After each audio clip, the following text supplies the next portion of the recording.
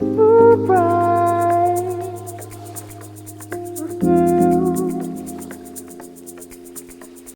நீங்க ஒரு முக்கியமான முடிவு எடுக்கணும், இல்ல ரொம்ப ஆழமா எதையாவது பத்தி யோசிக்கணும்னா, பொதுவா என்ன செய்வீங்க? உடனே ஒரு கப் ஸ்ட்ராங்கான காஃபி குடுப்பீங்க இல்லையா? ஆமா. இல்லனா மூளைக்கு எனர்ஜி தேவைன்னு சொல்லி ஏதாவது ஸ்நாக்ஸ் சாப்பிடுவோம். எக்ஸாக்ட்லி. இதுதான் நம்மளோட வழக்கமான பழக்கம்.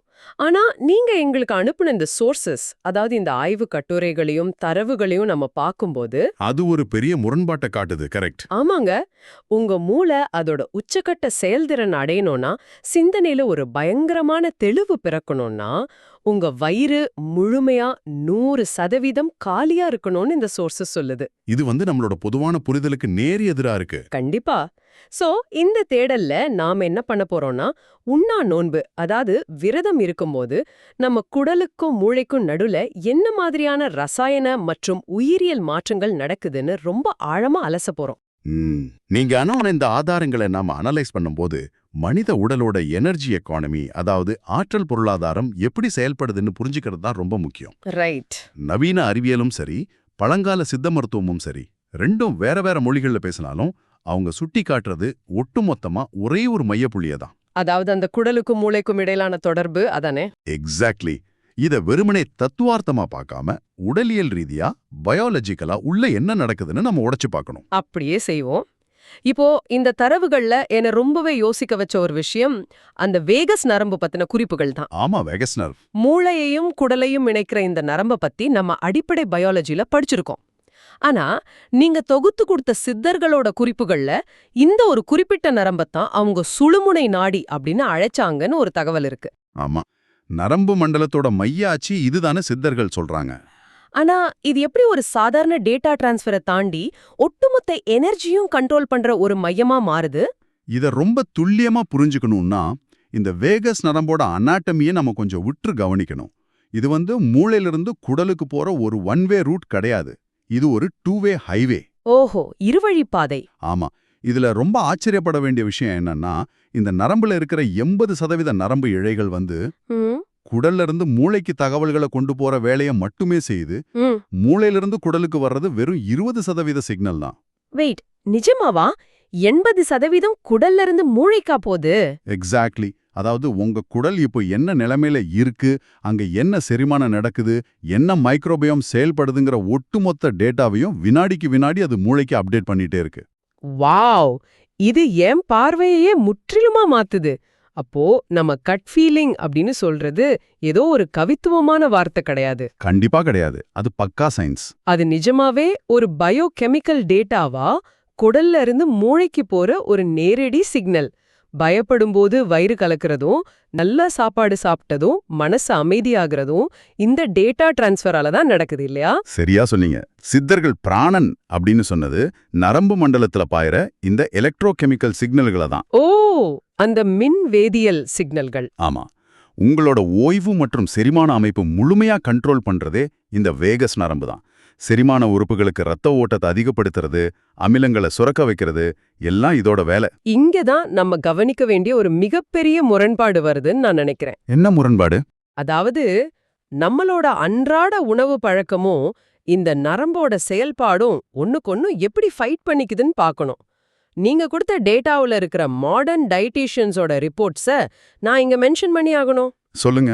ஒரு பக்கம் சித்த மருத்துவமும் ஆட்டோஃபேஜி தியரியும் குடலை காலியா வைக்க சொல்லுது. ஆனா, நவீன ஊட்டச்சத்து நிபுணர்கள் பலரும் மெட்டபாலிசம் குறையாம இருக்க சின்ன சின்ன இடைவெளிகள்ல அடிக்கடி சாப்பிடணும்னு சொல்றாங்களே. ஆமா, அந்த 6 small meals a day concept. அதேதான். காலையில எழுந்தது முதல் ராத்திரி தூங்குற வரைக்கும் எதையாவது சாப்பிட்டுட்டே இருக்கணுங்கிற இந்த தியரிக்கும் நாம இப்ப பேசுற குடலோட ஓய்வுக்கும் நேரடி மோதல் இருக்கே. இதை எப்படி புரிஞ்சுக்கிறது? இது ரொம்ப முக்கியமான கேள்வி. இந்த 2 பார்வைகளுமே உடலோட 2 வேற வேற மெட்டபாலிக் ஸ்டேட்ஸை குறிக்குது. நம்ம எதையும் சரியா தவறான்னு பார்க்காம பயாலஜிக்கலா பார்ப்போம். ஓகே, பயாலஜிக்கலா பார்ப்போம். நீங்க அடிக்கடி சாப்பிட்டுட்டே இருக்கும்போது உடல் அப்சார்ப்டிவ் ஸ்டேட் எனப்படும் நிலையில இருக்கு. இது ஒரு அனபாலிக் நிலை. அதாவது உடம்புக்கு எனர்ஜி கிடைச்சிட்டே இருக்கிற நிலை. ஆமா, ரத்தத்துல குளுக்கோஸ் அளவு குறையாம இருக்கும், இன்சுலின் சுரந்துட்டே இருக்கும்.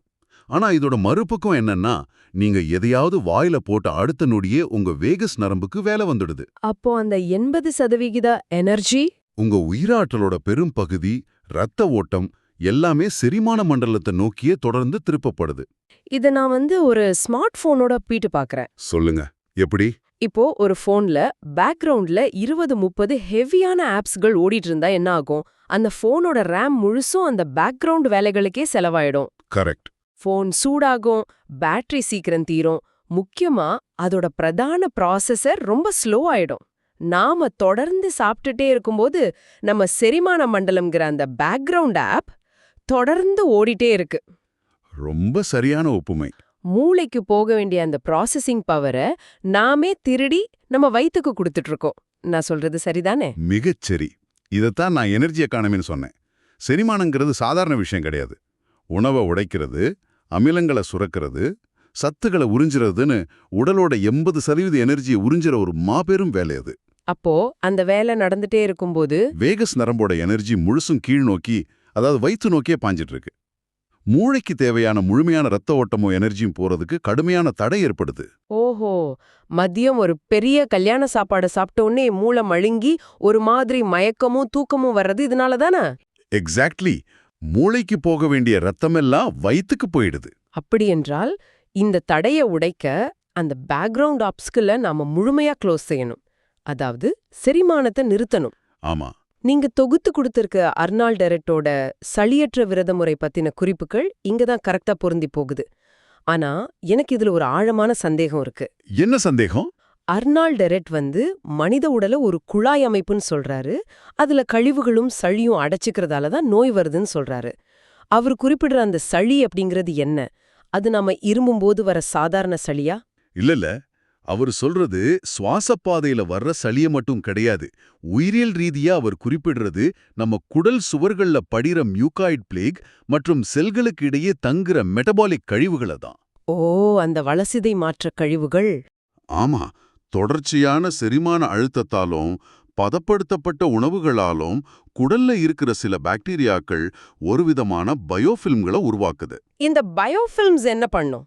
இது குடல் சுவர்களை அடைச்சுக்கிட்டு சத்துக்கள் உறிஞ்சப்படுறத தடுக்குது. நீங்க உணவை முழுமையா நிறுத்தி விரதம் இருக்கும்போது இந்த வேகஸ் நரம்பு தன்னோட முழு ஆற்றலையும் கீழ் நோக்கி செலுத்துறத உடனே நிறுத்துது. அந்த எனர்ஜி அப்படியே 180 டிகிரி திருப்பி மேல் நோக்கி மூளையை நோக்கி செலுத்துது. செரிமான வேலை நின்ன உடனே ஆற்றல் திசை திரும்புது.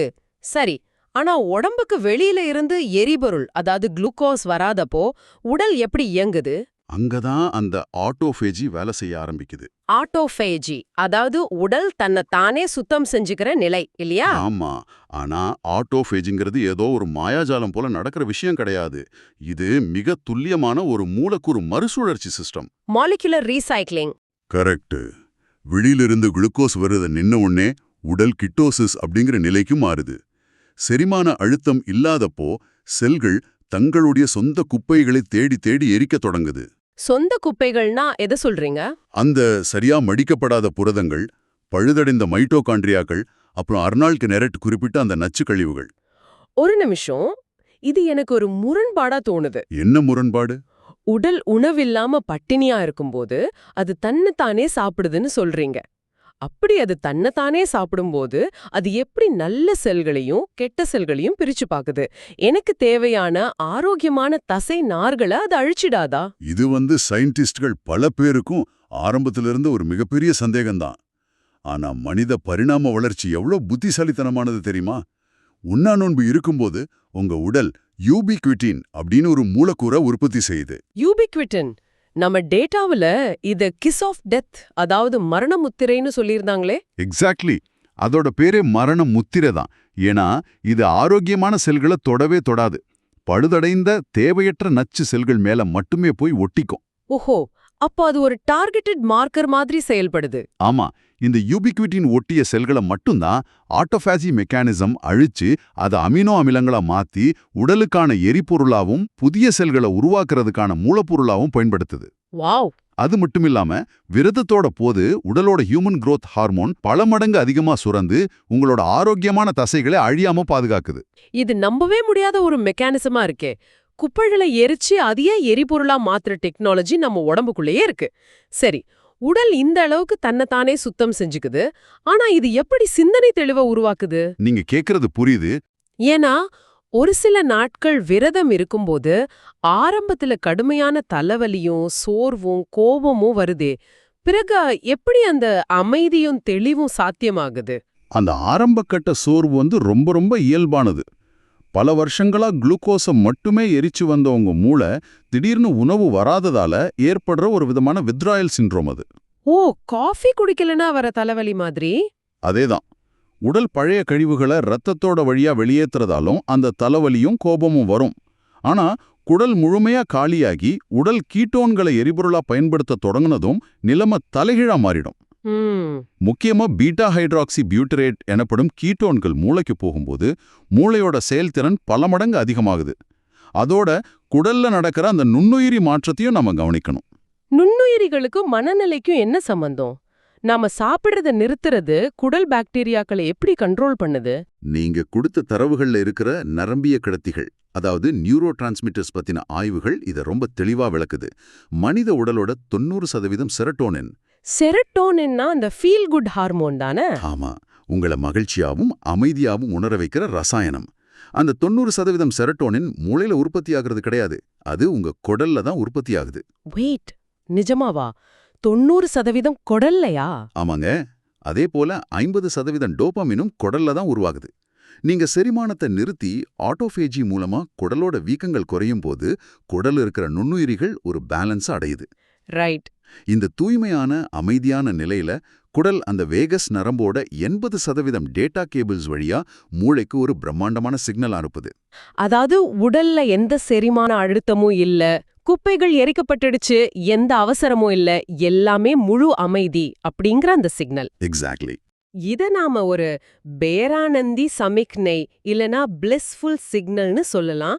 எப்போ இந்த சிக்னல் எந்த தடையும் இல்லாம தொடர்ந்து அந்த அதிவேக வேகஸ் நரம்பு வழியா மூளைய சென்றடையுதோ அப்பதான் மனசோட தெளிவு பெருக்குது. கரெக்ட்.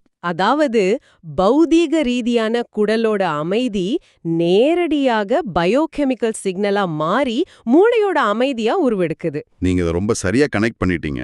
ஆற்றல் கீழ்நோக்கி பாயறது நிறுத்தப்பட்டு குடல் தூய்மையாகி கீட்டோன்கள் மூளைக்கு போய் வேகஸ் நரம்பு வழியா அமைதி சிக்னலும் கிடைச்சிட்டா என்ன ஆகும்? மூளை தனக்கு தேவையான முழுமையான ரத்த ஓட்டத்தையும் பிராணனையும் தடையின்றி பெறுது. அதனாலதான் நீண்ட நாட்கள் விரதம் இருக்கிறவங்க ஒரு கட்டத்துக்கு பிறகு பசியே உணர்றதில்ல. மாறா ஒரு விதமான அதீத விழிப்புணர்வையும் சிந்தனை தெளிவையும் உணர்றாங்க. வாவ், இப்போ எல்லாமே தெளிவா புரியுது. ஆனா நீங்க தொகுத்து கொடுத்த இந்த ஆதாரங்கள்ல சித்தர்களோட குறிப்புகளை படிக்கும்போது எனக்கு ரொம்ப ஆச்சரியமா இருந்த ஒரு குறிப்பிட்ட வார்த்தை இருக்கு. என்ன வார்த்தை? அமிர்தம். ஆமா, அமிர்தம். புராணங்கள்ல தேவர்கள் பார்க்கடலை கடைஞ்சு எடுத்த அமிர்தம், அத சாப்பிட்டா மரணமே இல்லைன்னு நம்ம படிச்சிருக்கோம். ஆனா சித்தர்கள் மனித உடல்லையே நம்ம மூளையிலேயே ஒரு அமிர்தம் சுரக்கும் ரகசியத்தை பத்தி சொல்லியிருக்காங்க.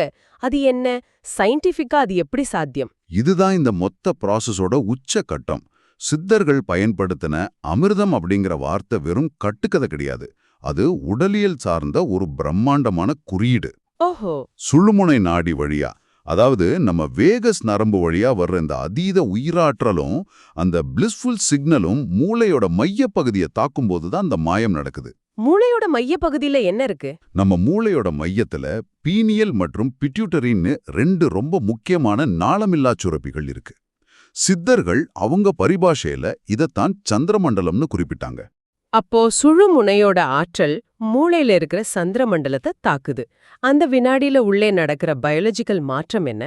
குளுக்கோஸ் எரிக்கிறதால ஏற்படுற சாதாரண மெட்டபாலிக் ஸ்ட்ரெஸ் எதுவும் இல்லாத அந்த தூய்மையான நிலையில இந்த சுரப்பிகள் முழுமையா விழிப்படையுது. இது ஒரு செயின் ரியாக்ஷன். இந்த சுரப்பிகள் தூண்டப்படும் போது அது பல உயர்நிலை ஹார்மோன்களை பெருக்கெடுத்து சுரக்க செய்யுது. குறிப்பா ஆழமான உறக்கத்தையும் உடலோட பழுதுபார்ப்பையும் தூண்டுற மெலட்டோனின், உச்சக்கட்ட அமைதியை தர்ற செரட்டோனின். அப்புறம் அந்த டிஎம்டி மூலக்கூறுகளும் உற்பத்தி ஆகுதுன்னு டேட்டாவில் இருக்கு. ஆமா, இதோட சேர்ந்து மூளையில BDNF, அதாவது பிரெயின் ட்ரிவன் நியூரோட்ரோபிக் ஃபேக்டர் அப்படிங்கிற ஒரு புரதம் பெருமளவுல சுரக்கும். ஓ, அந்த BDNF நியூரோ சயின்டிஸ்ட்கள் அத மூளைக்கான மிராக்கிள் க்ரோன் சொல்வாங்களே, அதுவா? எக்ஸாக்ட்லி அதேதான். இது புதிய மூளை செல்களை உருவாக்குறதோட மட்டும் இல்லாம நரம்பு இணைப்புகளை ரொம்ப ஸ்ட்ராங் ஆக்குது இல்லையா? ஆமாங்க. செரட்டோனின், மெலட்டோனின், BDNF போன்ற இந்த நியூரோ டிரான்ஸ்மிட்டர்களோட ஒருங்கிணைந்த கலவையத்தான் மனிதனோட உச்சக்கட்ட மகிழ்ச்சிக்கும் மன அழுத்தம் இல்லாத ஆழ்ந்த அமைதிக்கும் ஆன்மீக விழிப்புணர்வுக்கும் காரணமான அமிர்தம் அப்படின்னு சித்தர்கள் உருவகப்படுத்தினாங்க. வாவ்! இந்த ஹார்மோன்கள் தான் செல்களோட முதுமையை தடுத்து உடலை இளமையா வச்சிருக்கு. சொல்லப்போனா இதுதான் மூளையோட உண்மையான ரீபூட். சுத்தமான குடல் இல்லாம வேகஸ் நரம்புல இந்த அமைதி சிக்னல் மேல் நோக்கி பாயாது. அது பாயாம மூளையில இருக்கிற அந்த சுரப்பிகள் விழிப்படையாது. அதுங்க வெளிப்படையாம இந்த அமிர்தம் சுரக்கவே சுரக்காது. இத நினைச்சாலே எனக்கு புல்லரிக்குது. அப்படியென்றால் ஆன்மீக விழிப்புணர்வுங்கிறது, ஞானம் அடைகிறதுங்கிறது ஏதோ கண்ணுக்கு தெரியாத மேஜிக் கிடையாது. கண்டிப்பா கிடையாது. அது நம்ம உடலோட எனர்ஜியை திட்டமிட்டு திசை திருப்புறதன் மூலமா மூளையில குறிப்பிட்ட ஹார்மோன்களை சுரக்க வைக்கிற ஒரு முற்றிலும் தூய்மையான பயோகெமிக்கல் ரியாக்ஷன். உடலையும் மனதையும் இணைக்கிற ஒரு அற்புதமான அறிவியல். 100க்கு 100 உண்மை. நீங்க அனுப்புன இந்த தரவுகள்ல சித்தர்கள் சொல்ற அக உணர்வும் நவீன எண்டோக்ரைனாலஜி மற்றும் கேஸ்ட்ரோஎன்ட்ராலஜி சொல்ற அறிவியலும் எந்த முரண்பாடும் இல்லாம இங்க கச்சிதமா பொருந்தி போகுது. பல 1000 வருஷங்களுக்கு முன்னாடி மெய்ஞானிகள் தங்கள் உடலுக்குள்ளேயே தியானம் மற்றும் உண்ணாநோன்பு மூலமா ஆழமா இறங்கி அனுபவிச்சத இன்னைக்கு மாடர்ன் சயின்ஸ் ஹார்மோன்கள், ஆட்டோஃபேஜி, கீட்டோசிஸ்னு தன்மொழியில மைக்ரோஸ்கோப் வச்சு பார்த்து விளக்குது. ஆமா, பெயர்கள் மாறலாம், பார்வைகள் மாறலாம், ஆனா உடலோட அடிப்படை மெக்கானிக்ஸ் ஒண்ணுதான். நாம செரிமான டிராஃபிக் ஜாமன் கடத்தி வேகஸ் நரம்புக்கு ரெஸ்ட் கொடுத்து அந்த உயிராற்றலை மேல்நோக்கி திருப்பினா மூளை தன்னுடைய உச்சக்கட்ட திறனை அடைகிறது 100% உறுதி. அப்படிங்கிற ஒரு அதிவேக ஃபைபர் ஆப்டிக் கேபிள் இருக்கு. அதுதான் சுழுமுனை. ரைட். நாம தொடர்ந்து சாப்பிட்டுட்டே இருக்கிறதால நம்ம உயிராற்றல் முழுசும் குடல்லையே முடங்கி மூளைக்கான எனர்ஜி தடைப்படுது. உண்ணாநோன்பு இருக்கும்போது அந்த ஆற்றல் மேல் நோக்கி திரும்புது. ஆமா. ஆட்டோஃபேஜி மூலமா உடல் தன் கழிவுகளை தானே எரிச்சு மூலக்கூறு மறுசுழற்சி செய்யுது. காலியான குடல் மூளைக்கு ஒரு பேரானந்த சிக்னலை அனுப்புது. அதோட ஃபைனல் ஸ்டேஜா மூளையில இருக்கிற பீனியல் பிட்யூட்டரி சுரப்பிகள் தூண்டப்பட்டு BDNF, செரட்டோனின், மெலட்டோனின் போன்ற ஹார்மோன்கள் பெருக்கெடுத்து பாயுது. இதுதான் அந்த அமிர்தம். மிக துல்லியமான தொகுப்பு. உடலுங்கிற பௌதீக கட்டமைப்புக்குள்ள இருக்கிற இந்த பயாலஜிக்கல் உண்மைகளை புரிஞ்சுகிட்டா நோய்களை நாம அணுகிற விதமோ மன அழுத்தத்தை கையாளுற விதமோ முற்றிலுமா மாறிடணும். இந்த தரவுகள் நமக்கு ஆணித்தரமா உணர்த்துது. கண்டிப்பா. நீங்க இந்த தேடல்ல கொடுத்திருக்கிற மத்த ஆய்வு கட்டுரைகளையும் தரவுகளையும் தொடர்ந்து படிக்கும்போது நான் கேக்குற இந்த கேள்வியை உங்க மனசுல வச்சுக்கோங்க.